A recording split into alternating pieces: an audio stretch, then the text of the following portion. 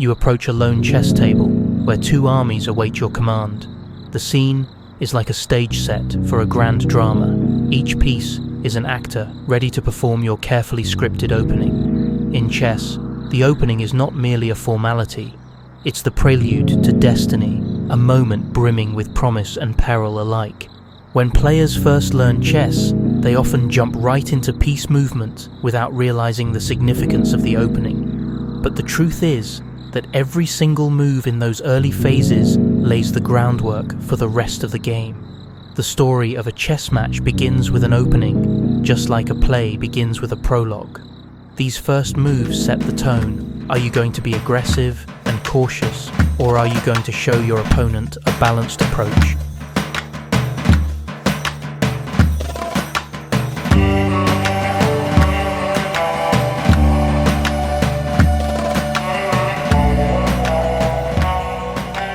In these initial moves, white and black engage in a dance. White typically leads, inviting black to respond. It's like a choreographed performance where each dancer tries to set the rhythm. Yet the real essence of the opening goes beyond memorizing a sequence of moves. It's about establishing your presence on the board, staking your claim on critical squares, and planting the seeds of your long-term plans. It's an intangible mixture of strategy, tactics, and psychology, all packed into a handful of moves. One of the reasons openings are so important is they help avoid immediate pitfalls. Just like in real life, if you start a project with a flawed plan, you risk running into disaster early on. Consider the way a business pitch begins. If the opening fails to grab attention, the rest of the presentation often collapses. Similarly, in chess, if your initial moves are haphazard, you might not get a second chance to recover from an early blunder. The wise chess player acknowledges the opening as a critical phase, deserving both reverence and deep understanding. Let's delve into a brief story to illustrate how powerful an opening can be. Years ago, in a small town battered by sea winds, a curious event took place.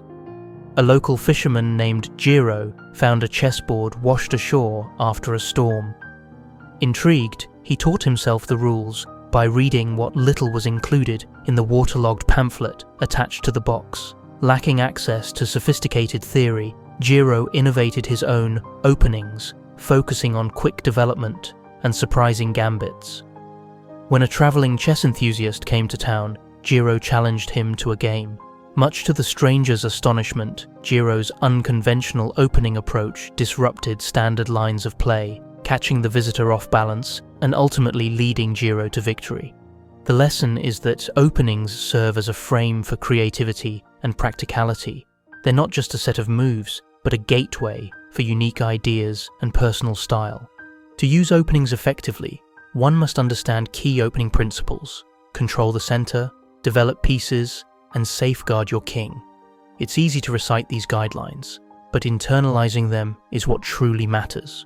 Many players memorize specific lines. If white plays a4, I do this. If white plays d4, I respond with that. However, rote memorization without understanding can be as fragile as a sandcastle, impressive to look at, but easily crumbled under the first wave of novel play. The real power behind the opening is a mindset of readiness. It's akin to stepping onto a martial arts mat for a match. Your stance, your initial positioning, and the mental resolve you carry onto the floor all determine how effectively you will respond to the opponent's moves. In the same way, your chess opening stance sets the stage for how your pieces will coordinate. Learning an opening thoroughly is akin to rehearsing a dance routine until every pivot and glide flows seamlessly, no matter how your partner, the opponent, improvises. There's also a psychological edge to a well-prepared opening. When you approach the board, confidently moving your pawn to e4 or d4, you're projecting an aura of certainty. Opponents often sense this and might second-guess their responses. Conversely, if you hesitate and choose to move timidly, they'll detect weakness. Much of the chess is 99% tactics axiom overlooks the fact that the other 1%, the intangible confidence and psychological play, can tilt the entire game's outcome. Another dimension of the opening is that it often reflects your personality. Think of it as akin to choosing an outfit for a special occasion.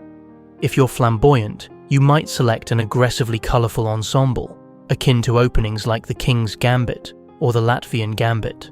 If you're methodical, you might prefer something neat and straightforward, like the French Defense or the Caro-Kann.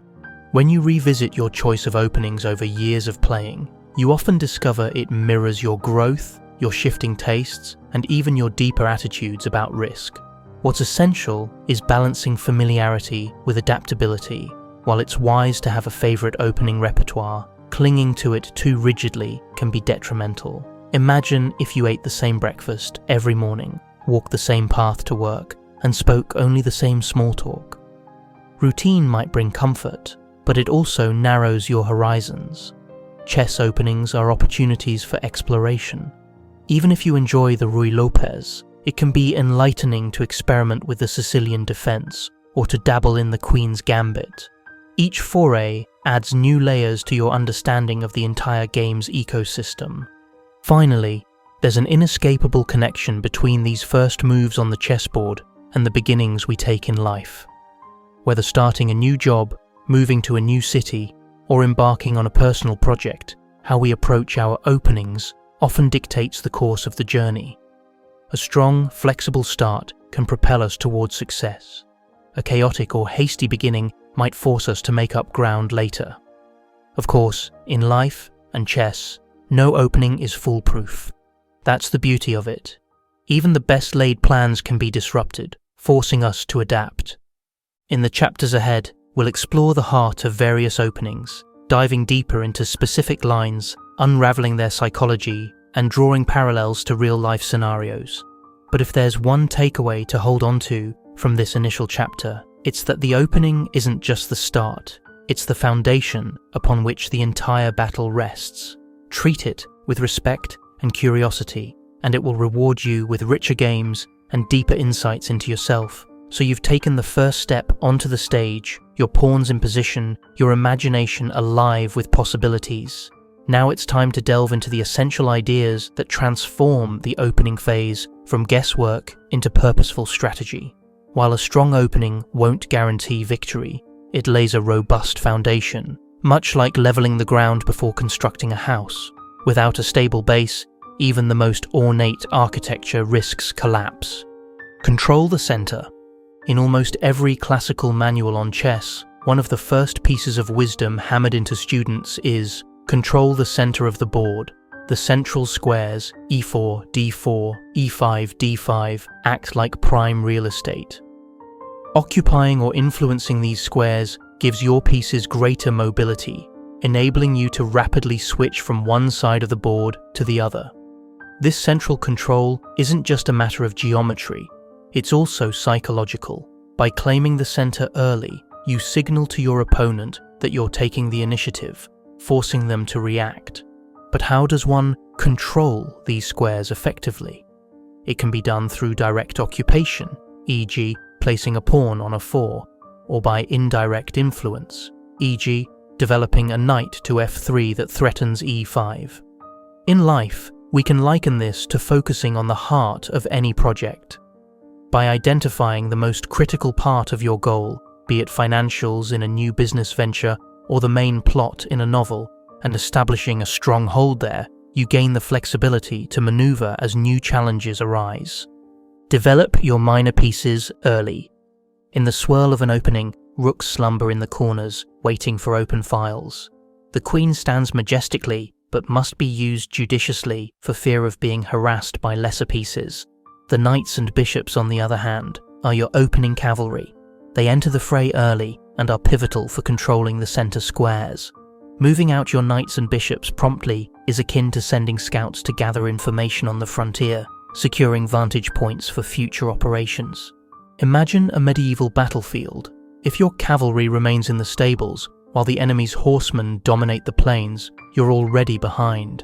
The same principle applies in chess. Each move that develops a piece into an active square is an investment, inching you closer to achieving a cohesive formation. For novices especially, focusing on efficient piece placement and synergy is more productive than memorizing advanced lines. The artistry of advanced theory is built upon these core fundamentals.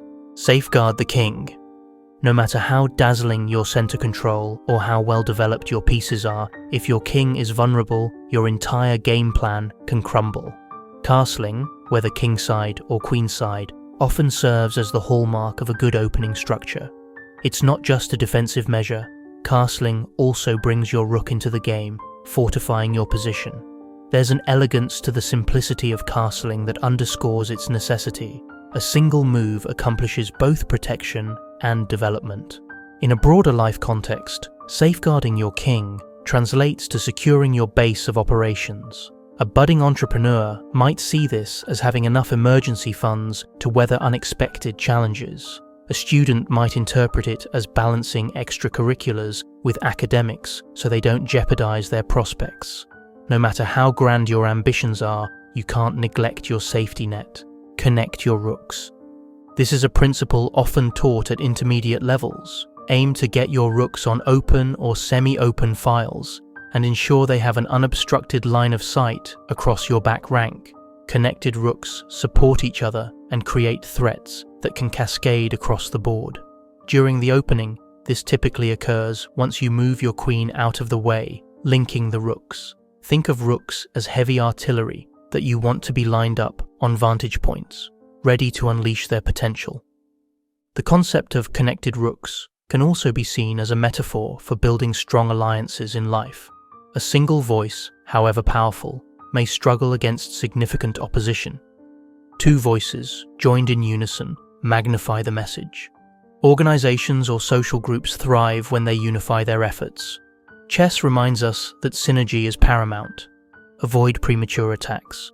One of the most common pitfalls among enthusiastic novices is launching an attack too early, like a treasure hunter sprinting into a booby-trapped cavern without a map.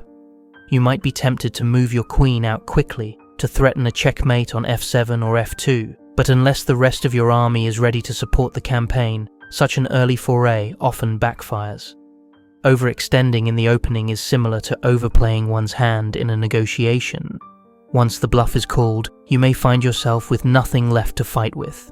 Patience, in the opening, is more than a virtue. It's a survival skill. Legendary grandmasters emphasize building pressure methodically, ensuring each piece contributes. The difference between a reckless thrust and a well-prepared strike often comes down to the presence or absence of supportive elements on the board. The desert duel. To illustrate the synergy of these principles, let's spin a short tale. Imagine two wanderers in a barren desert where the only oasis is in the center of a sprawling dune. One traveler, Ahmed, gathers provisions carefully and plans a route that ensures access to smaller watering holes along the way, controlling the center. He's equipped his camel with sturdy coverings and a weapon for defense, developing his pieces and protecting his king. He even ensures he's not overburdened so he can adapt if the sands shift. Flexible development. The other traveler, Bahir, rushes straight for the central oasis with minimal preparation, thinking he can dominate the resource first. He sets out with fervor, only to find that once he arrives, he's ill-equipped to hold that territory. Ahmed arrives a bit later, but with a cohesive strategy. Bahir's unprepared, exposed position crumbles under Ahmed's steady approach, mirroring exactly what happens when one side has a sound opening plan versus another side that leaps in rashly.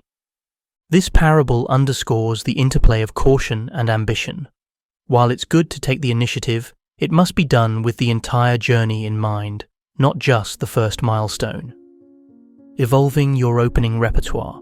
Over time, as you continue to play, you'll start recognizing patterns in your games. Perhaps you consistently lose to aggressive e4 lines or find yourself floundering against certain gambits. In those moments, pay attention to what's happening on the board.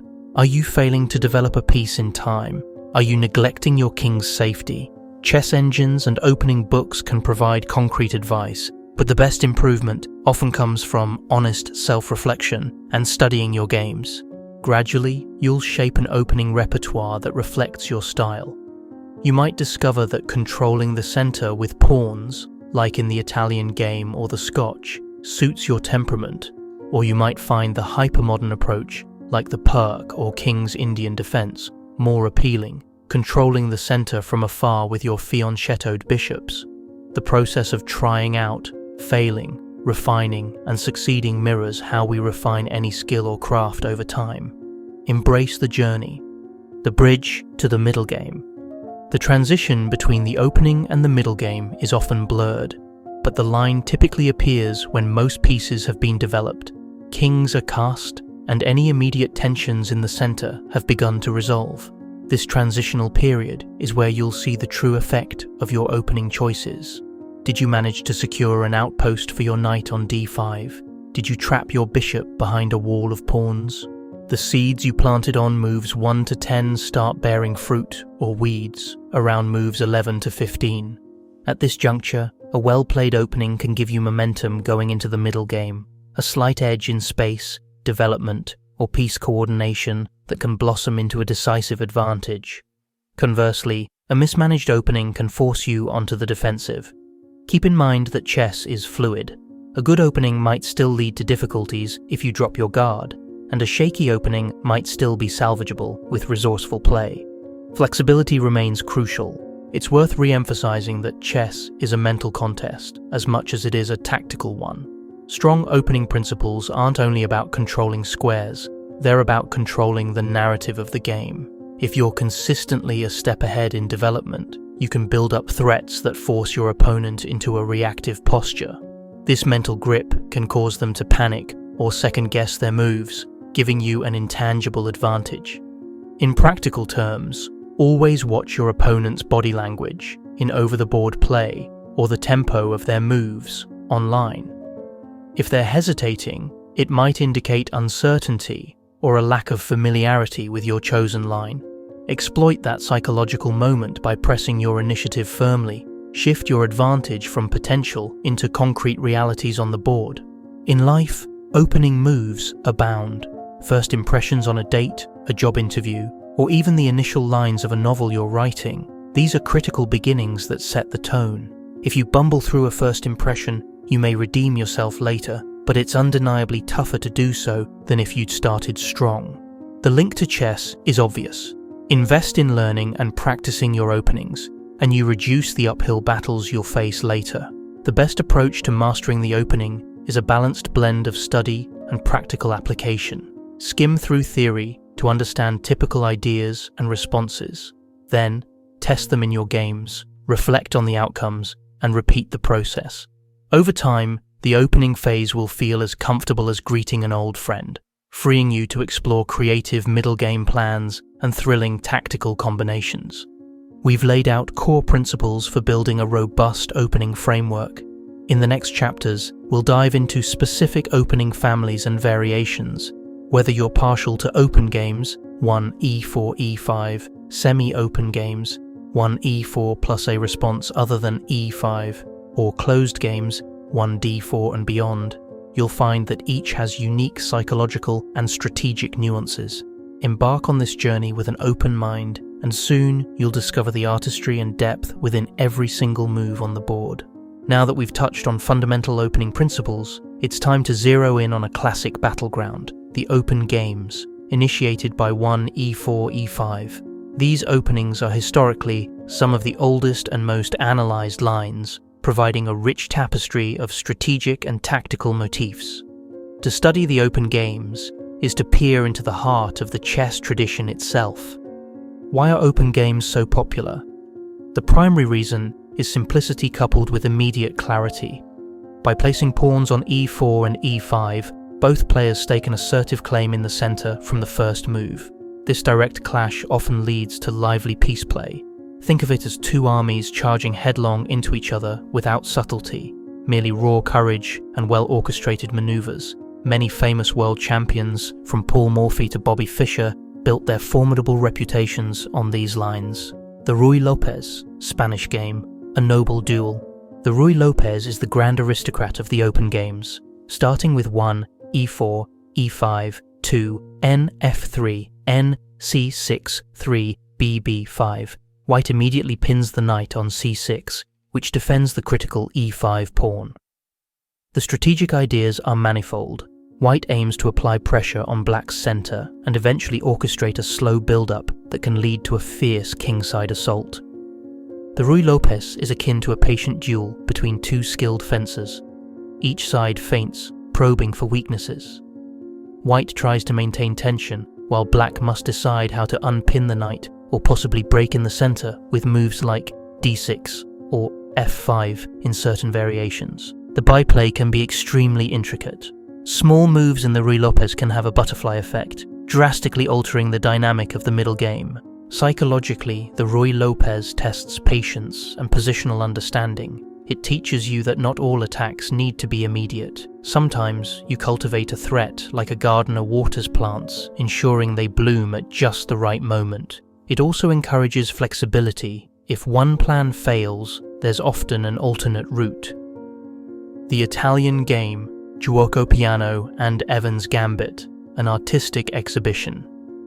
Another venerable member of the open games family is the Italian game, 1, e4, e5, 2n, f, 3n, c6, 3b, c4. This line might appear straightforward. White develops bishop and knight, controlling central squares. Black usually mirrors with 3b, c5, leading to the Giuoco Piano, quiet game. Despite the name, it's not always so quiet once deeper lines unfold. From the Giuoco Piano sprouts the fiery Evans' Gambit, 4b4. This fearless gambit sees white sacrifice a pawn on b4, inviting black's bishop to capture. In return, white aims for rapid development, with the queen and knights leaping into action, rooks lining the open files, and the bishop eyeing dangerous diagonals. The result can be an exhilarating flurry of tactics. When executed correctly, the Evans' Gambit can lead to breathtaking checkmates or vicious attacks reminiscent of 19th century romantic chess. A short story might illustrate its spirit. In a bustling European cafe during the 1800s, a flamboyant artist named Leonardo challenged a buttoned-up diplomat to a game. Leonardo played the Evans' Gambit, sacrificing pawns with wild abandon. The diplomat grew increasingly frustrated, unable to keep track of the swirling threats. Ultimately, Leonardo delivered a stunning checkmate, leaving the crowd in raptures. Later, the diplomat complained that it was unfair to lose so quickly to such an irrational style of play. But that's precisely the magic of the gambit. It harnesses surprise and creativity as legitimate weapons. The Scotch game, a direct approach. Not every player enjoys the subtlety of the Ruy Lopez or the measured aggression of the Italian game. Some prefer confrontation, which is where the Scotch game, 1 e4, e5, 2 nf3, nc, 6 3 d4, comes in. By pushing the d4 pawn early, white challenges the centre head-on, demanding black respond immediately. In the Scotch, white often gains a lead in development at the cost of simplifying the position and opening lines for the pieces. It's an excellent opening for players who value clarity and initiative. The psychological effect on black can be that of being shoved into a corner. You must respond, or risk losing control of the centre. But if black remains calm, they can equalise or even strike back with a timely d5. The Scotch game resonates with life's principle of being direct and transparent. Sometimes, instead of carefully dancing around an issue, it's more effective to lay it out plainly. Of course, this approach may invite immediate resistance, but it can also resolve conflicts faster. The Petrov, Russian, defense, a testing ground of symmetry. When black responds to 1 e4 e5 with 2 nf3 by playing 2 nf6, you get the Petrov defense, also known as the Russian defense. It's often seen at the highest levels, though at club level it's less popular due to white's numerous ways to maintain an edge. Still, it's a fascinating line because it challenges white directly. If you want to capture on e5, go ahead, but be prepared for symmetrical warfare. The Petrov is psychologically unique. It removes much of the immediate aggression typical of e4, e5 openings and leads to more neutral, symmetrical structures. It's like two boxers meeting in the middle of the ring, but circling each other cautiously, each waiting for the other to slip. Mastering the Petrov requires a strong understanding of small nuances. A single tempo can be decisive. In life, Petrov's lesson might be that sometimes adopting a symmetrical or balanced approach can neutralize an aggressive stance. If someone pushes, you push back with equal measure, creating a standoff that can open the door to negotiation or new strategies. Leveraging tactics in open games. Due to the immediate clash of pieces in the center, tactics abound in open positions. Knights jump across central squares, bishops command long diagonals, and rooks can quickly become involved if files open. This environment rewards players who can maintain attention to detail. A single oversight, like leaving a bishop en prise or missing a knight fork, can cost you the game. Take the famous Legal's Mate, a trap that can arise in an opening resembling the Philidor defense, but the concept is relevant in many open structures.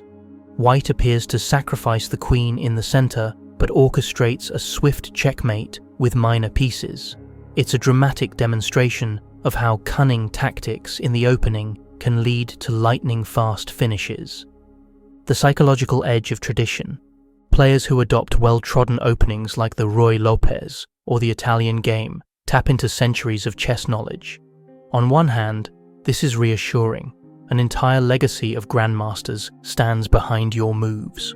On the other hand, it can be daunting to face an opponent well-versed in the same tradition, who might have a strong memory for complicated lines. Yet tradition alone isn't enough to win.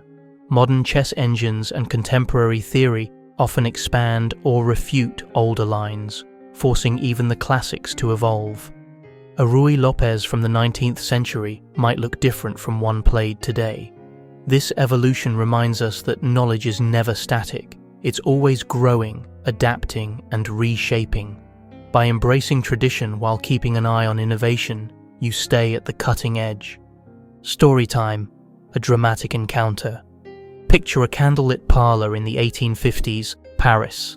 Famed chess prodigy Paul Morphy enters, immaculately dressed in a black coat. Opposite him sits Baron Rothschild, known for his keen intellect and unwavering composure. They decide on a friendly match, with Morphy taking white. He opens with 1 e4 e5, 2 nf, 3 nc, 6-3 bb5, diving straight into the Ruy Lopez. As the match progresses, the Baron's brow furrows. Morphy's central play is relentless, and soon the Baron finds his pieces tied down in defense. In a sudden flourish, Morphy unleashes a queen sacrifice, decimating the Baron's precarious fortress. The Baron tips his king in resignation, applauding the genius of Morphy's classical approach infused with a lethal modern twist. This little anecdote underscores why the open games continue to captivate. They balance timeless elegance with explosive potential. Each move in these openings resonates with the legacy of legends and the promise of discovery. Transition to the middle game. After a few moves in the open games, watch for typical transformations. White often tries to leverage a lead in development or a better pawn structure to launch attacks or gain space.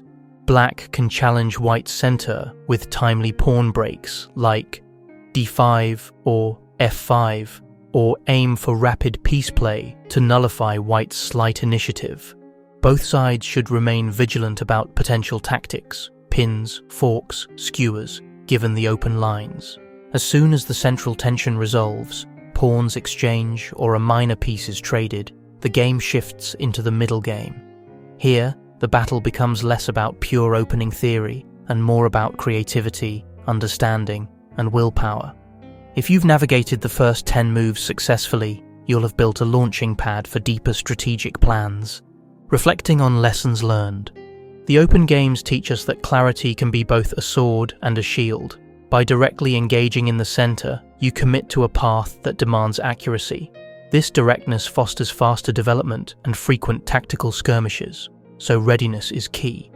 Yet, there is also a broad strategic dimension, knowing when to exchange pieces, how to handle your pawn structure, and whether to push for an immediate attack or consolidate for an endgame advantage. In life, sometimes a bold, straightforward approach yields the best outcomes, especially when combined with consistent follow-through. The open games remind us that immediate confrontation, can be effective as long as you do so with proper support. But if you charge in without backup, you risk floundering. So, in both chess and real life, success in direct challenges hinges on thorough preparation, an understanding of your resources, and the capacity to adapt midstream. With the open games illuminated, we'll journey next into the semi-open defenses, where black chooses to deviate from 1e5, setting the stage for some of the most dynamic and combative lines in chess. The thrill of the semi-open games. In the realm of 1e4, not all roads lead to 1e5. Some of the most dynamic, sharp, and innovative openings in chess come from the semi-open games, where black opts for a direct counterpunch rather than a symmetrical stance.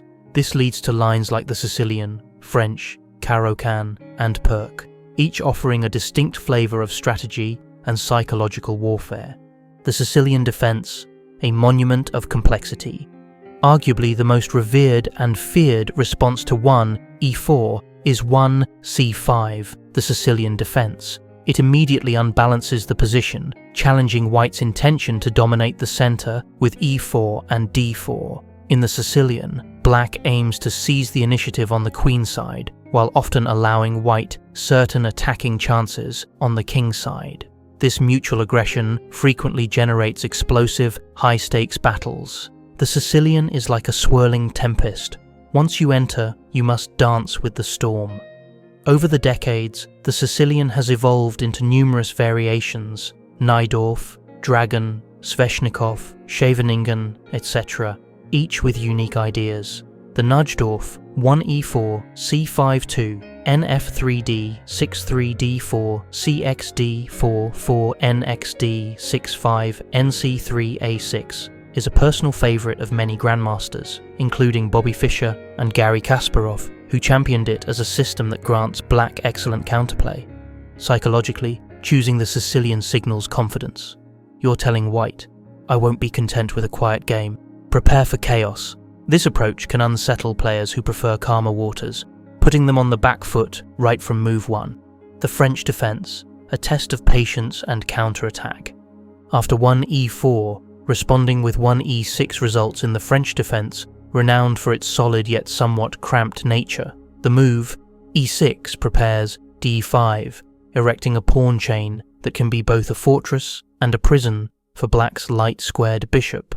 White often gains space in the centre with e5, the advance variation, or can challenge black immediately with 2d, 4d5, 3n, c3/nd2, or 3e5. The French's locked pawn structures lead to fierce battles, where each side manoeuvres behind their lines, preparing breakthroughs. White may try to exploit black's limited space, while black hunts for dynamic counterplay via moves like c5 or f6. The tension can simmer until it boils over in a decisive middle-game confrontation. If the Sicilian is a storm, the French is a siege. Both sides build walls and bide their time until an opportunity arises. This slow burn can test a player's willpower and patience. It's also an excellent teacher of positional play, as each side must carefully coordinate their pieces around fixed pawn structures. The Caro-Kann defense, the pragmatic warrior. With 1c6, the Caro-Kann defense aims for d5 under more flexible circumstances, avoiding some of the pitfalls of black faces in the French like the bad light-squared bishop. The Caro-Kann is often revered as a solid, almost stubborn defense. Grandmasters like Anatoly Karpov used it to neutralize white's initiative and eventually outplay them in quieter positions. This opening offers black an excellent pawn structure, though it can sometimes appear passive. White frequently tries the advance variation, 1 e4, c6, 2 d4, d5, 3 e5, leading to positions where white has a space advantage, while black meticulously chips away at the centre with moves like bf5 and e6. The psychological effect on white can be frustration, as they keep pushing but find it hard to generate a quick knockout blow. Meanwhile, black patiently awaits the moment to break free or strike back. In life, the Caro-Kann reminds us of the value of patience and consistency. When faced with an aggressive challenge, Sometimes the best move is to reinforce and lay a sturdy foundation before launching your counterattack. The perk and modern defenses counterattack by hypermodern means. Hypermodern defenses like the perk 1 E4 D6 2 D4 NF 6 3 NC 3 G6 and modern 1 E4 G6 revolve around allowing white to build a strong pawn center, which black then undermines with timely strikes. Bishops are often forced to exert long-range pressure, and black's stance is flexible, aiming to provoke white into overextending. These setups demand a certain boldness, as you willingly concede space. If white overreaches, black's well-timed pawn breaks, c5, e5, etc., can dismantle white's center dramatically. The psychological stance is one of cunning patience, letting your opponent have what looks like an advantage, only to strike at the right moment. The Alekhine's defense, provoking pawns forward. With 1 e4 nf6, Alekhine's defense encourages white to push the e-pawn again and again, thereby overextending. Named after former world champion Alexander Alekhine, this defense embodies a provocative spirit. Black's knight is often chased across the board by white's pawns, but if white becomes too ambitious, black can strike back, exploiting the advanced pawns as potential weaknesses. This opening is less common at the elite level, but can be quite effective in club play, mainly due to its surprise factor and the unique type of positions it creates. Psychologically, playing Alekhine's defense says you're unafraid to walk the tightrope, trusting your ability to punish white's overreach. Strategy versus tactics in semi-open structures. Many semi-open defenses lead to positions where a single tactical oversight can spell disaster, yet long-term strategic plans also play a pivotal role. For instance, in the Sicilian, a single miscalculated pawn push, like b5 in the Najdorf, can open lines for white's attack. Conversely, a patient build-up, e6, b5, bb7, etc., can yield a devastating queenside onslaught. It's this blend of strategy and tactics that makes semi-open games so thrilling. As white, you're often trying to deliver a quick kill, fueled by extra central space. As black, you aim to repel the initial assault and then unleash your counterstrike. It's a dance of swirling tension, where each side picks a moment to unleash prepared ideas. 7. Story time. The Unyielding Oak. Legend tells of a wandering samurai named Ryunosuke traveling across feudal lands to perfect his art of the sword. He encountered a rival swordsman, Keiji, who would open every duel with a quick, direct slash meant to unbalance opponents. Ryunosuke, however, adopted a stance resembling the Caro-Kann, patient, solid, guarding vital areas without immediately striking back. Keiji sneered at what he perceived as cowardice, pressing the attack more fiercely. Unmoved, Ryunosuke carefully parried each blow, letting Keiji's aggression lead to minute openings. Eventually, Keiji's arms grew tired, his movements sloppy. Like a mighty oak standing unbowed in a storm, Ryunosuke delivered a single decisive strike, ending the duel. This tale aligns perfectly with how the Caro-Kann or perk might withstand white's initial onslaught before retaliating with lethal force. Practical tips. Be prepared for theoretical lines. Semi-open defenses can be heavily theoretical, especially the Sicilian. Invest time in studying critical lines to avoid nasty surprises. Understand typical pawn breaks. In the French, c5 or f6 are crucial. In the Sicilian, d6, e6 or eg6 define various subsystems. Familiarize yourself with these breaks to know when and why they're effective. Practice both sides. A fantastic way to deepen your understanding is to play both white and black in these lines. You'll see the struggles from the opponent's viewpoint, giving you valuable insights. Keep a flexible mindset. Semi-open positions evolve rapidly. If you cling too rigidly to a plan, you might miss tactical chances or fail to adapt to a swift change in momentum. Study master games. Observe how grandmasters navigate these positions. Notice when they launch pawn storms, when they hold back, and how they transition from defensive to offensive maneuvers. the life parallel, calculated risk-taking. If the open games represent confrontation, the semi-open games epitomize calculated risk-taking. By choosing an asymmetrical approach, you're betting on your ability to withstand pressure and strike at the opportune moment. This parallels many life scenarios, launching a startup that challenges an established market leader, taking an innovative approach in a field dominated by tradition, or investing in a high-risk, high-reward project. Success hinges on your capacity to manage risk, adapt quickly, and maintain a confident stance, even under intense pressure. Bridging to future battles. Having peered into the semi-open labyrinth, you might feel both excited and a bit overwhelmed. That's natural.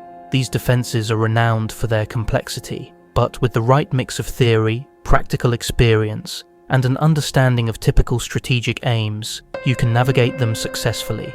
The key is persistent study and reflection on your games. Each foray into the Sicilian, French, or Caro-Kann adds more knowledge to your arsenal. Next, we'll journey to the realm of closed games 1D, 4D, 5, and beyond, unveiling yet another facet of chess openings. Whether you enjoy the open warfare of E4, E5, or the dynamic tension of the semi-open structures, exploring the quieter D4 systems will round out your skill set, making you a well-rounded player capable of tackling any board situation. Where 1 E4, E5 open games and the semi-open defenses lead to immediate confrontation, 1 D4, D5 and related systems often steer us into the calmer, more positional waters of the closed games. That's not to say these lines lack fireworks. Plenty of excitement can unfold in these positions, but the strategic battles tend to revolve more around pawn structures, subtle piece maneuvers, and long-term plans. The Queen's Gambit, a gentle offer, or is it? 1.D, 4D, 5-2, C4 is the iconic Queen's Gambit, an opening that has captivated generations of players. Contrary to the name, it's not a true gambit, because white can usually recover the pawn if black accepts it with dxc4. The strategic ideas revolve around controlling the center and exerting pressure on black's d5 pawn. From here, blacks can choose to defend with the Slav, the semi-Slav, or the orthodox defense, among others, each presenting different challenges. The Queen's Gambit might appear unassuming compared to a 4 fireworks, but it requires a deep understanding of positional nuances. White often gains a slight but persistent edge by controlling more space, and black must be patient, biding time for counterplay. You might imagine two armies slowly massing on either side of a river, each seeking the perfect moment to cross and claim new territory. The Slav defense and semi-Slav, reinforced walls. After 1D, 4D, 5, 2C, 4C6, we enter the Slav defense, a stronghold where black buttresses the d5 pawn with c6. It's a sturdy formation, one that can be tough for white to crack. The semi-Slav, which includes moves like e6 in addition to c6, tightens the position further, sometimes leading to the Moscow or anti-Moscow gambits, where white can sacrifice material to open lines. Slav positions often showcase complex pawn structures. Black may aim for dxc4 at the right moment, after which white can either reclaim the pawn or launch a kingside initiative. Patience is paramount. Both sides must time their pawn breaks, e.g. e4 or e5, c5, very carefully. It's like a climber scaling a mountain with slow, deliberate steps, waiting for the right weather conditions to make the final push for the summit. The Queen's Gambit. Declined. The classic standoff. In the Queen's Gambit Declined, QGD, black refuses to take the c4 pawn, maintaining a solid center with e6. This is one of the oldest and most respected defenses, leading to structures in which white tries to exploit the bad bishop that black has locked behind the pawn chain. Black, in turn, focuses on timely breaks like c5 or e5, or on carefully orchestrated piece play like the Tartakower or Lasker variations. This opening fosters a slower brand of chess, steeped in maneuvering and strategic subtleties. Great champions like Capablanca, Botvinnik, and Smyslov found their home in these lines, demonstrating how small edges can be nurtured into winning advantages through methodical technique. The Nimzo-Indian defense, targeting white's center. When white begins with 1d4 and 2c4, black can respond with the Nimzo-Indian by playing 1d4, nf6, 2c4, e6-3, nc3, bb4. This pin on the knight can create doubled pawns for white if black decides to capture on c3. In many variations, black willingly gives up the bishop pair to inflict structural damage or gain time for development. Strategically, the Nimzo-Indian tests white's willingness to accept structural weaknesses, doubled c-pawns, in return for the bishop pair and central control. Black often remains flexible, ready to strike in the center or exploit white's pawn structure. Psychologically, it's about trading short-term concessions for long-term benefits, a recurring theme in both chess and life. The Grunfeld defense, dynamism against d4. The Grunfeld defense, 1 d4 nf6 2 c4 g6 3 nc3 d5, is a direct challenge to white's center. After white typically captures on d5, cx d5, black recaptures with the knight, leaving white a formidable pawn center, pawns often on d4 and e4. Yet black aims to undermine this center with subsequent moves like c5 or bg7. The result is a dynamic, open battle that contradicts the notion of closed or positional for all 1d4 lines. The Grunfeld's hallmark is tension. White's imposing center must withstand black's relentless pressure. In life terms, Grunfeld defends a stance of provoking someone to overextend white's big center and then skillfully dismantle it. It's a confidence that says, "I welcome your strongest plan, for I know how to counter it." One must have excellent calculation skills and a solid theoretical grasp to handle the Grunfeld effectively, the psychological aspects of closed games. Compared to e4 lines, 1d4 often brings a slower pace, granting each side more time to outline a long-term plan. This can be psychologically draining if you prefer quick resolutions. You have to be comfortable with tensions simmering in the background for many moves before clarifying the situation. Some players thrive in these positions, finding satisfaction in quiet maneuvering and subtle improvements to their position. Others find them stressful, yearning for a more direct confrontation. However, once you recognize that these openings are about shaping pawn structures and controlling vital squares, they become a rich field for creative expression. Many a brilliant attacking combination has sprung from the seeds of a seemingly boring Queen's Gambit declined. The Patient Farmer. Let's conjure up a tale to embody the essence of closed systems. Imagine a farmer named Elena who plants seeds across a wide field, some in neat rows, others scattered strategically to test different soil conditions. Day by day, she waters and tends her crops, knowing the harvest will come not tomorrow, but weeks or months later. Neighbors pass by, wondering why Elena doesn't just buy her produce at the market or employ quicker methods. But Elena understands the cycles of nature. Her consistent, careful nurturing eventually yields a bountiful harvest. This parallels the strategic approach in closed openings. You seed the position with small advantages, pawn structures, better piece placement, the bishop pair, and patiently wait for them to mature. There's no immediate payoff, no Hollywood-style checkmate in 10 moves.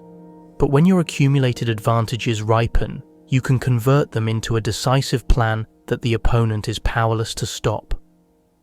Mastering the transition to the middle game.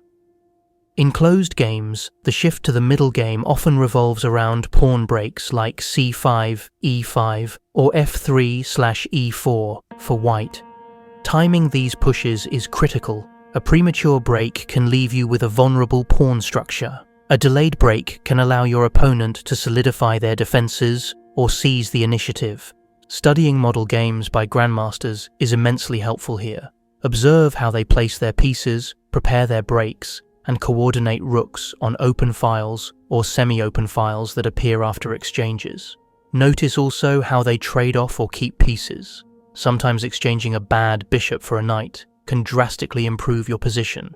or preserving bishops can give you a lethal advantage in open diagonals. Practical tips: learn pawn structures. Study the typical pawn formations in the Queen's Gambit, Slav and Indian defenses. Knowing where pawns belong helps guide your piece maneuvers. Focus on maneuvering. Before launching an attack, see if you can subtly reposition your knights and bishops to their best squares. The difference between victory and defeat often lies in small improvements. Stay watchful for counterplay. Even if you have a space advantage, don't become complacent. Your opponent may have a timely c5 or e5 that can shatter your position if you're unprepared. Plan for the long game. Recognize that your advantage in closed structures may manifest slowly. Patience is as much a weapon here as a swift tactic. Psychological fortitude. A closed position can be like a heavyweight boxing match with few early punches thrown. Keep your cool, stick to your plan, and don't be tempted into unsound sacrifices out of impatience. A broader perspective. Mastering both e4 and d4 openings, plus responses to them, enriches your overall chess competence. You learn the interplay between direct assault and strategic build-up, how to handle symmetrical and asymmetrical pawn structures, and how to adapt to different tempos of play. The deeper you go, the more you realize that no opening is purely closed or open. Lines can transpose or shift character at any moment, reflecting the living, breathing nature of chess. In life too, some situations call for immediate action, the open game approach, while others require careful planning and incremental progress, closed game methodology. Understanding when to apply each style often separates success from mediocrity. Next, we'll enter the world of psychological warfare in openings, the intangible layer that goes beyond the moves themselves. Because while your knowledge of theory and principles is vital, how you handle the mental battle may well be the deciding factor on the board and off. Every chess opening is more than a series of moves. It's a statement. The interplay of strategy, tactics, and theory is intensified by the psychological undercurrents swirling around the board. Understanding these mind games and learning to utilize or counter them can significantly elevate your performance in the opening phase. Conversely, if you stick to your tried-and-true repertoire, you project confidence and expertise. Your opponent may feel anxious, fearing they'll walk into your pet lines. So the question becomes, do you want to surprise them or rely on the comfort of familiar terrain? The art of neutralizing a prepared opponent. In modern competitive chess, players prepare meticulously using databases and engines. If you suspect your opponent is well prepared in your usual opening, you might opt for a sideline. While it may be objectively less robust, it can lead the game into uncharted territory where their preparation fails to provide a clear advantage. For instance, if you're a dedicated Najdorf Sicilian player but face someone known for an encyclopedic knowledge of mainlines, consider an early deviation like the Kann or Taimanov variation. This small tweak in move order can dissolve hours of your opponent's specific prep, putting you on equal psychological footing. Handling surprises. What if you are the one on the receiving end of a shocking opening choice?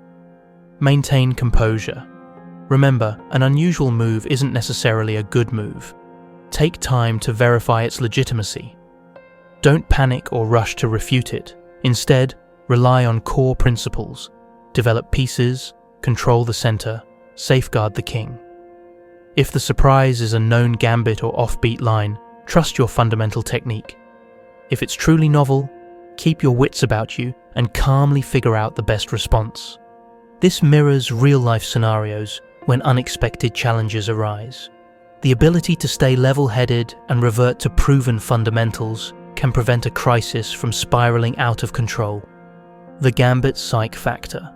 Gambits, where a player sacrifices a pawn or more in the opening, are especially potent psychological weapons. They demand precise calculation from the opponent right from the start. Accepting a gambit ties you into your opponent's plan. Declining it might grant them easy development or an open file. The tension of playing a gambit lies in the knowledge that if the opponent handles it well, you're simply down material without compensation. Yet many players crumble under the intensity of defending against a gambit. They realize one mistake can cost them the game, leading to rushed or inaccurate moves. This dynamic underscores how an opening choice can become a mental battlefield. The best players weigh the emotional toll the gambit might impose on the opponent against the objective soundness of the sacrifice. While classical chess allows for more reflection, faster time controls heighten the psychological stakes. Blitz or rapid games make the opening phase more critical, as you have limited time to navigate the labyrinth of theory and mind tricks. If you notice your opponent habitually spends a long time on the first few moves, consider playing a line that's easy for you to handle quickly, forcing them into time trouble. Alternatively, if your opponent blitzes out opening moves, they might be relying heavily on memorized lines. Testing them with a slight deviation can force them to slow down and think, potentially leading to missteps if their memorization is incomplete. The Old Master's Gaze. A decades-old anecdote recounts a young, eager challenger facing a revered grandmaster known for his intimidating presence. Right after the first move, the grandmaster would lean forward, lock eyes with his opponent, and let a faint smile curl the corners of his lips. This seemingly innocuous gesture disrupted many a challenger's concentration. One player admitted that upon seeing that knowing smile, he was convinced he'd fallen into a trap. In truth, the grandmaster's move was often routine, but his psychological ploy paid dividends in rattling the opponent. Though times have changed, the spirit of that anecdote lives on. Even in online chess, subtle elements, like the speed of your responses or the variability of your repertoire, can unnerve an opponent. Balancing objectivity with deception. It's essential not to overdo psychological warfare. Making moves that are purely meant to confuse the opponent can backfire if they're objectively weak. The key is to strike a balance. Choose lines that align with sound principles, but contain enough flexibility or complexity to pose questions. Experience teaches which opening variations are rich in practical traps without compromising solidity. For instance, the Albin counter gambit, 1d4d 5-2c 4e5, might catch white off guard, but if white knows the refutation, you'll be fighting an uphill battle. A safer bet might be a variation that's not the main line, but remains theoretically viable. The importance of a strong start. Whether you're launching a business, beginning a fitness regimen, or stepping into a new relationship, the opening phase sets the tone. A well-prepared chess opening can be likened to a carefully laid out business plan. You identify critical markets, central squares, allocate resources judiciously, piece development, and secure vulnerabilities, king safety. Just as a sloppy opening can lead to swift disaster, a haphazard approach to starting a major life venture can sink it before it truly begins. Balancing ambition and caution. Openings like the King's Gambit or the Evans Gambit exemplify unbridled aggression and ambition. Other openings, like the Caro-Kann or the French, embody cautious, methodical advancement. Neither extreme is universally superior. Instead, success often lies in aligning your strategy with your temperament and circumstances. If you're naturally adventurous, a more dynamic opening can channel your strengths. If you're risk-averse, a solid system might be your best bet. In life too, some thrive on taking bold risks, like entrepreneurs who stake everything on a cutting-edge idea, while others prefer a measured path, like those who build a stable career within established institutions. Recognizing your style and strengths is crucial. The power of flexibility. Many openings revolve around flexible pawn structures that adapt based on the opponent's moves. The Nimzo Indian, for instance, grants black the option of capturing on c3 or waiting, adjusting to white's specific plan. A flexible approach in life, be it in negotiations, creative endeavors, or personal relationships, allows you to pivot gracefully when unexpected challenges arise. Stubbornly adhering to a single plan can lead to disaster if circumstances shift. The long-term versus short-term debate. Closed openings often require patience and a willingness to invest in long-term advantages. Openings with immediate tactics can yield fast results, but can also fizzle if the initial strike fails. This echoes life decisions. Do we chase quick gains or build towards sustainable growth? Both choices have merits, but the key is recognizing the trade-offs. A short-term approach can be thrilling, yet it risks burnout or abrupt failure. A long-term strategy might be slower, but often more stable. Accepting uncertainty. In an opening, you can only prepare so much. Opponents might surprise you with an offbeat line or a gambit that throws your plans off. Life is replete with unforeseen twists, economic downturns, personal crises, or sudden opportunities. Learning to adapt, rather than lamenting the unexpected, helps you salvage or even enhance your position. Psychological preparedness. As discussed in the previous chapter, the psychological side of chess openings, confidence, unpredictability, etc., has parallels in life. Going into a job interview or a pivotal presentation with a confident, well-prepared demeanor can make all the difference. People sense self-assuredness, just like an opponent senses a well-prepared chess opening, and often respond in kind, granting you an edge before the real contest begins. Storytime, the startup gambit. Imagine a group of college friends launching a tech startup. They decide on an aggressive opening, burning through initial capital to build a flashy product that quickly grabs headlines, akin to a bold gambit. Their competitor, a giant corporation, responds by consolidating resources and systematically expanding their market presence, like a Caro-Kann approach.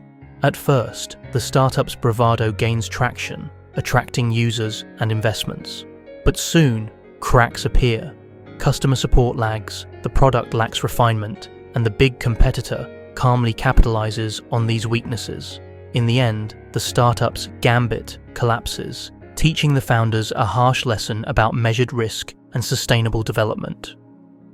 Growing with each experience.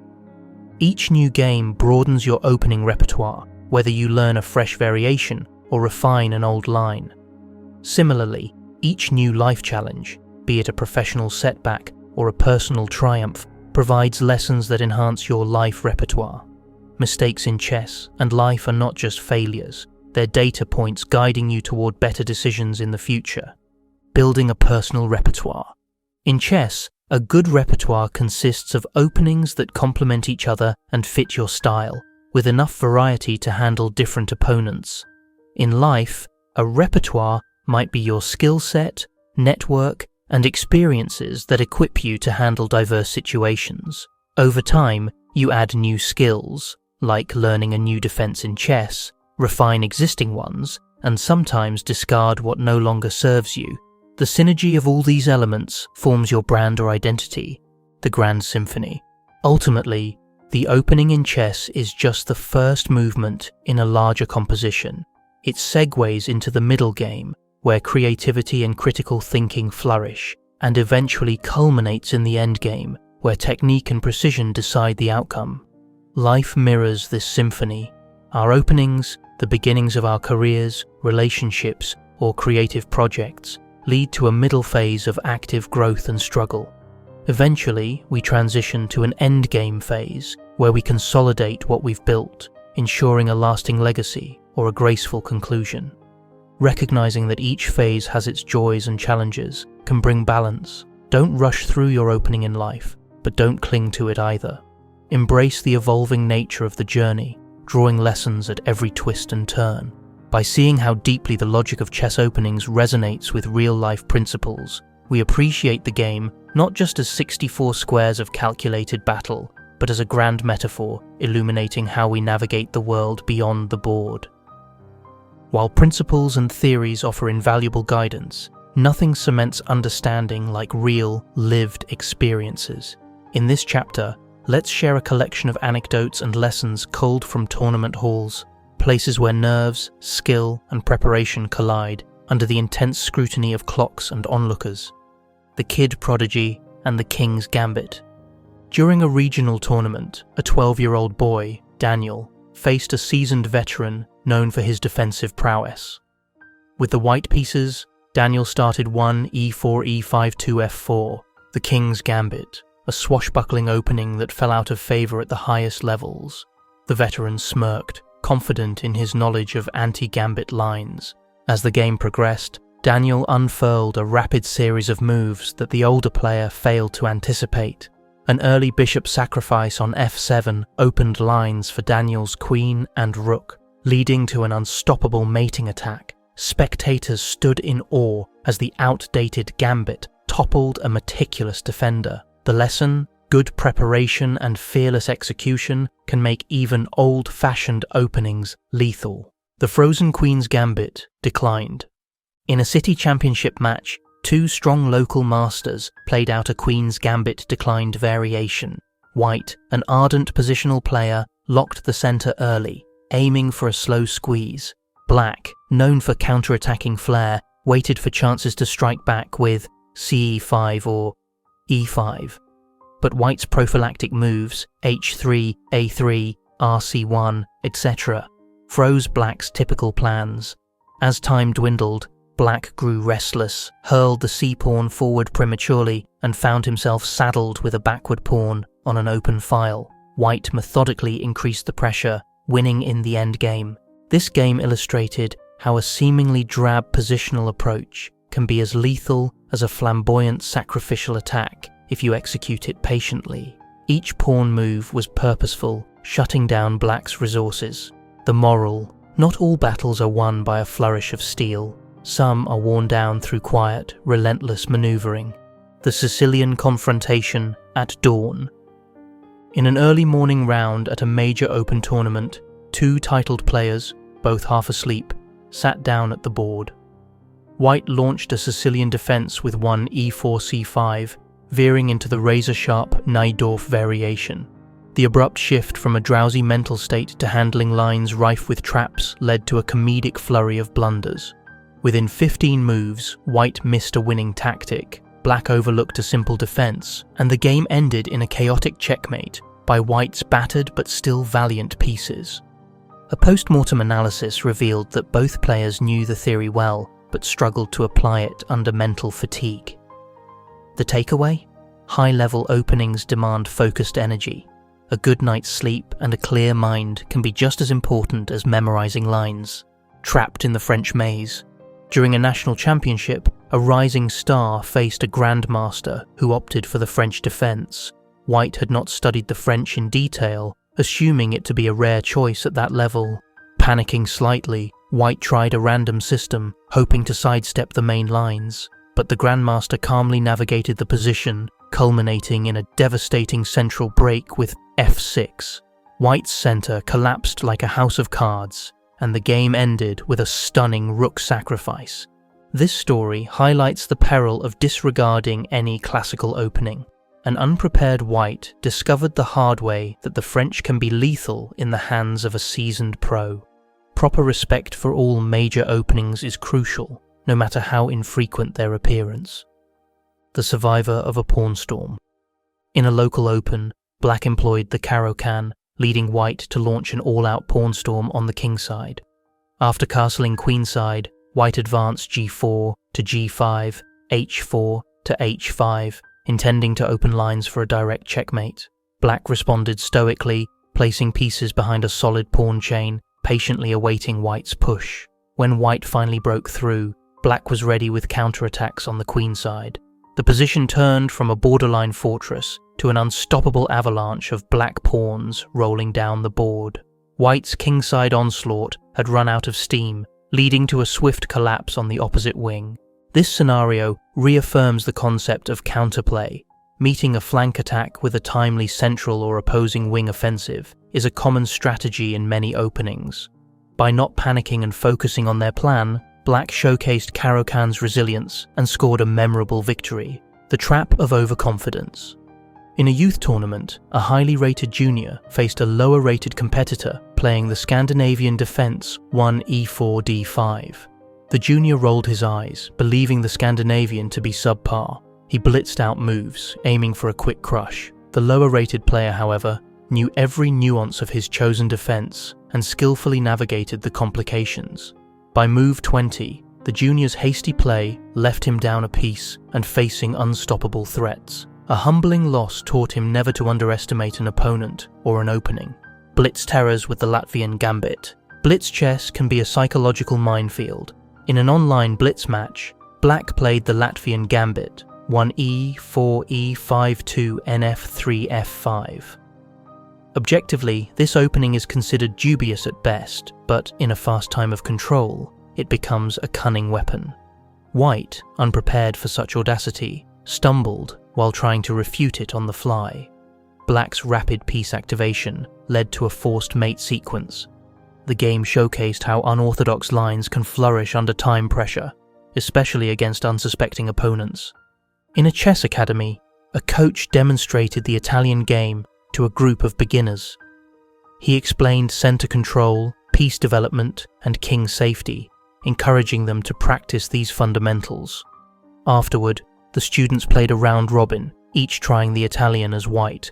Despite rudimentary understanding, many found success purely by adhering to basic principles.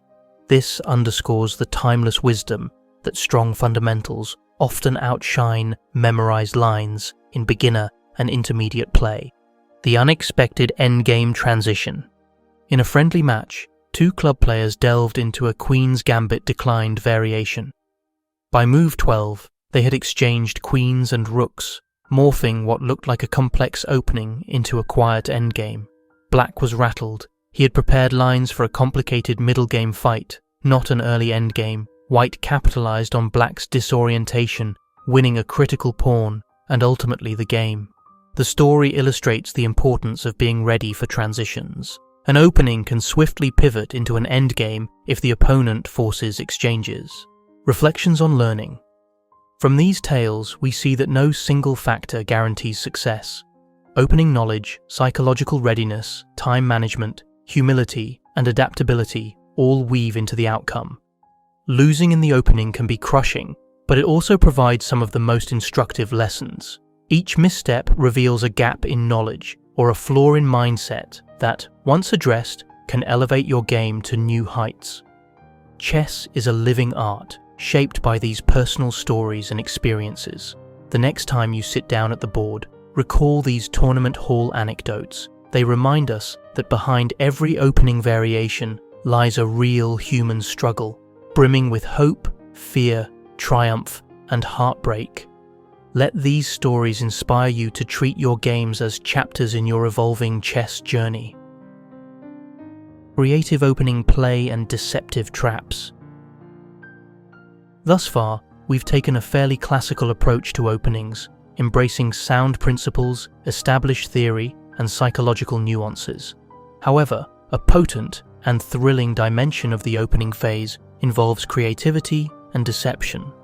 This chapter explores those hidden corners of the opening realm where brilliance and trickery collide.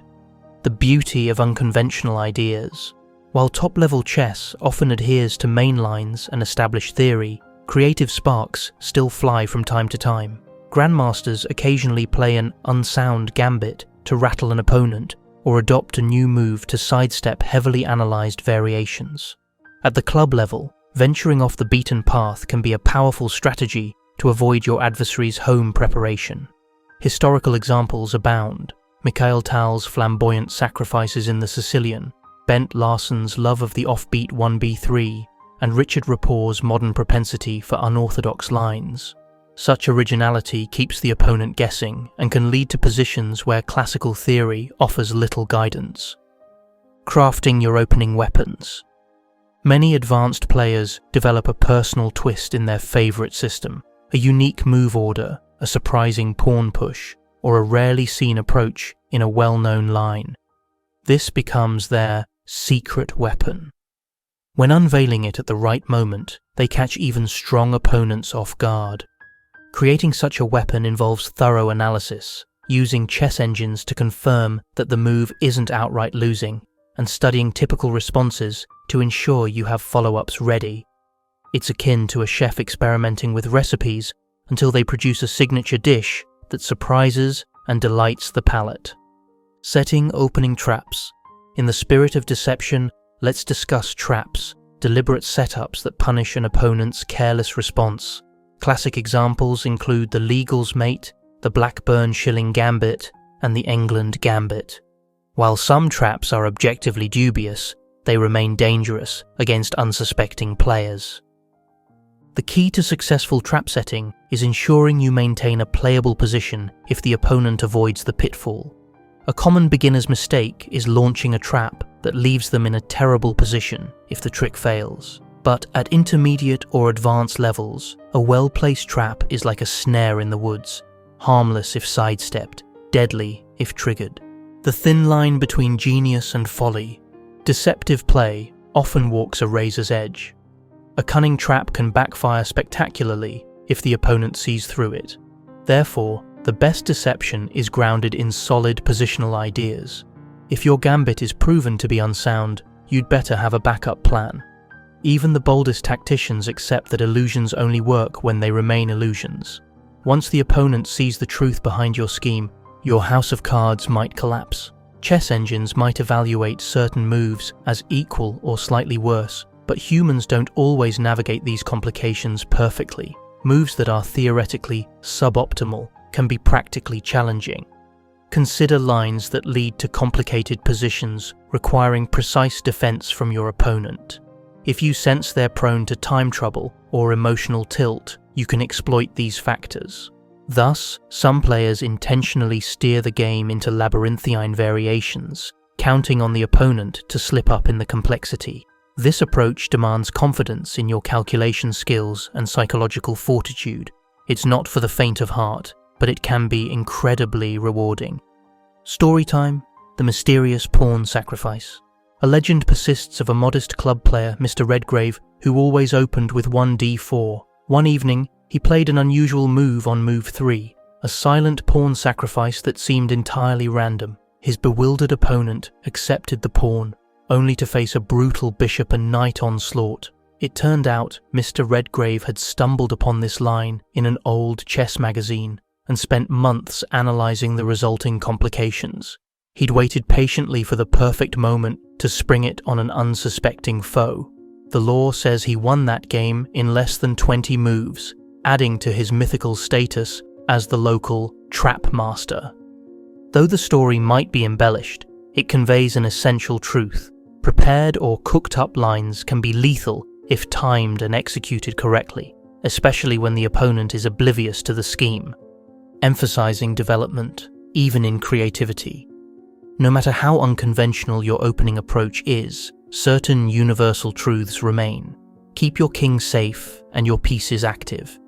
Even the wildest gambits need to follow these baseline guidelines. If your creative idea leaves you behind in development with an exposed king, you might be courting disaster. Creativity should enhance, not undermine, your fundamental strategic posture. Learning from your opponent's surprises. Sometimes you'll face opponents who unleash unexpected opening novelties or traps on you. Rather than feeling cheated or annoyed, view it as a learning opportunity. Save the game, analyze the trick, and incorporate the knowledge into your repertoire, whether to adopt the idea yourself or to ensure you never fall for it again. Each surprise you survive refines your resilience and broadens your perspective. Practical considerations for creative play. Use it sparingly. Overusing offbeat lines can diminish their shock value.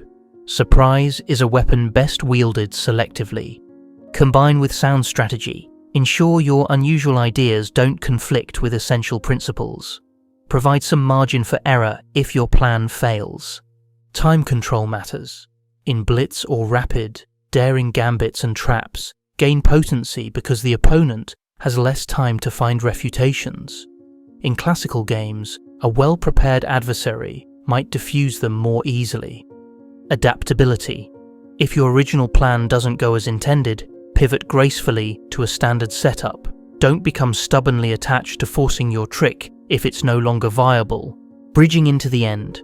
Artistic or deceptive opening play can lead to mesmerizing attacks and instructive triumphs, or catastrophic defeats. Regardless of the outcome, such ventures push the boundaries of your chess understanding, sharpening your creativity and tactical awareness.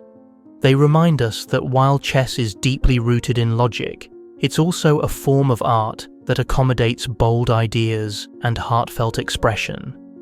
In our final chapter, we'll tie together everything we've discussed: classical principles, psychological insights, parallels to life, stories of success and failure, and reflect on how to continue growing as a player, ever refining your approach to the crucial first moves of a chess game.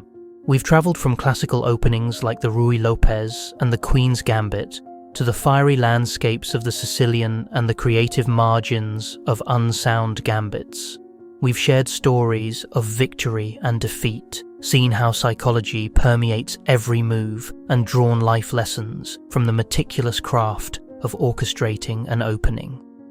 As we conclude this comprehensive tour of chess openings, let's pause to consider the broader implications for both the aspiring player and the seasoned veteran. The never-ending quest. Chess openings, like all aspects of the game, evolve ceaselessly. A variation once deemed refuted might resurface with a new computer-backed idea. Repertoire trends shift as top grandmasters experiment and amateurs follow suit. This dance of innovation ensures that studying chess openings is not a finite task, but rather a perpetual pursuit. Embrace it. Find joy in the incremental discoveries and the aha moments that come when a line suddenly makes sense. Personal growth through openings. Every time you learn a new opening or refine an existing one, you develop not just as a chess player, but as a thinker. You cultivate patience, resilience, and creative problem-solving skills. You become more adept at managing uncertainty and conflict, qualities that resonate far beyond the 64 squares. Recognize this growth and allow it to enrich your pursuits outside chess. Balancing study and practice. Grandmasters often stress the importance of practical experience over pure theoretical knowledge. Memorizing lines has its place, but nothing replaces the hard-won insights gained by testing and opening against various opponents. When you hit a stumbling block, a surprising trap, or an unfamiliar move, return to your studies with renewed focus. This cycle of study, practice, and reflection is the heartbeat of improvement, the joy of discovery.